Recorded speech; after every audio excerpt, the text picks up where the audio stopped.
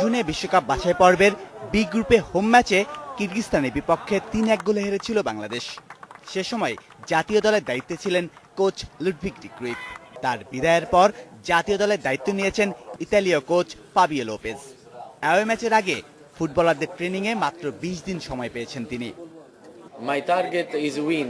Draw বা হার নয়, জয়ের লক্ষ্যেই যাচ্ছে দল। প্রশিক্ষণ বেশ ভালো হয়েছে। আমার বিশ্বাস এই ম্যাচের মধ্য দিয়েই সেটা দেখবেন সবাই। ইনজুরির কারণে খেলতে পারছেন না স্ট্রাইকার জাহিদ হাসান এমিলি ও মিডফিল্ডার জাহিদ হোসেন। অসুস্থতার কারণে বাদ পড়েছেন আরও কয়েকজন।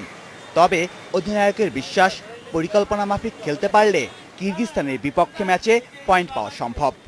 আমরা যদি প্লেয়াররা কোচের ইনফরমেশন অনুযায়ী খেলতে পারি এবং আমরা যদি আমাদের বেস্ট পারফর্মটা করতে পারি, পয়েন্ট পাওয়ার সুযোগ আছে আমাদের। তাদের সাথে আমরা ৩-১ গোলে পরাজিত হয়েছিলাম। এখন আমরা তাদের দেশে খেলতে যাচ্ছি। সেই ক্ষেত্রে ওইখানে কিন্তু প্রচণ্ড ঠান্ডা। আমাদের সব কিছু খাপ খাওয়াতে হবে এবং সব কিছু মিলিয়ে আমরা আশা করি যে আমরা ভালো খেলবো।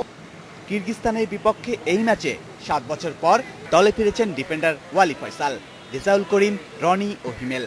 নতুন মুখ হিসেবে থাকছেন বিজেএমসির নাবিব নওয়াজ। ১৩ই অক্টোবর বিশকেকে অনুষ্ঠিত হবে এই match. Shamim Ahmed, independent news, Dhaka.